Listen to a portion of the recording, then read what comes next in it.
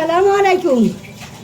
আমি আজকে আবার নতুন একটা রেসিপি নিয়ে আসলাম আপনাদের সাথে শেয়ার করব। তো আমি চুলায় কড়াই বসাইয়ে তেল দিয়ে দিলাম। তো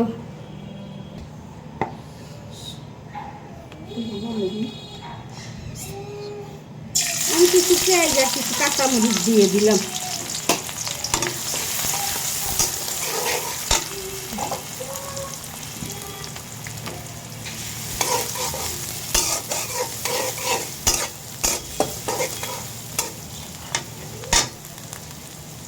রসুন দিয়ে দিলাম, কিছু রসুন কেটে রাখলাম দিয়ে দিলাম। পেঁয়াজ এখনো ভাজি হয় না, ভাজতে হোক।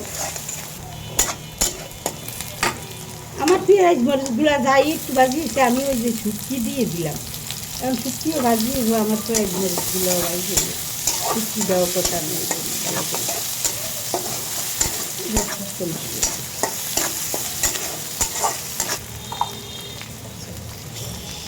একটু আর 1 চামচ আদা বাটা দিলাম।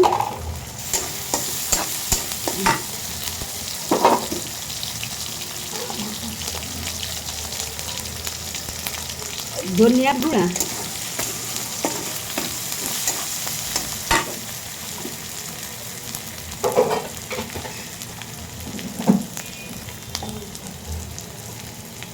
মরিচের পাতি,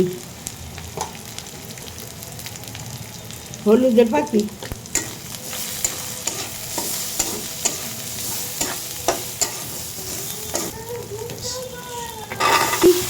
কাঁঠালের বিড়ি রাখছি।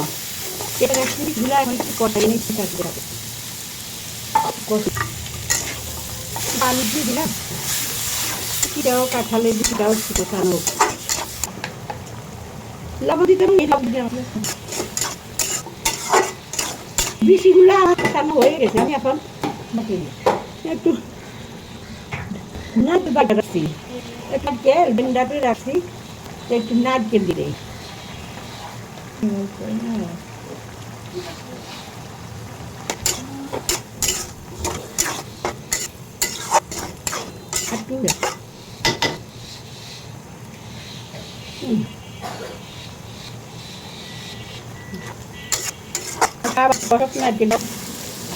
আমি কি দুধ রাখছি, দুধগুলা দিয়ে দিলাম। পরে আমি দুধ দিয়ে নাটা দিয়ে শুকিয়ে দিয়ে কাঁঠাল দিয়ে জানি আপনারা কেউ এবার খানছে। আমাদের এলাকায় খেতে ছোটবেলা আমরা রান্না দুধ দিয়ে নারকেল দিয়ে আবার শিশিনা দিয়ে নাকে দিয়ে এবার কাঁঠালে দুধ দিয়ে মায়ের রান্নার মতো কাজ না। তারপরে আমি একটু রান্না করে দেখি কেমন লাগে, থাকে। পানি দিয়ে দিলাম, একটু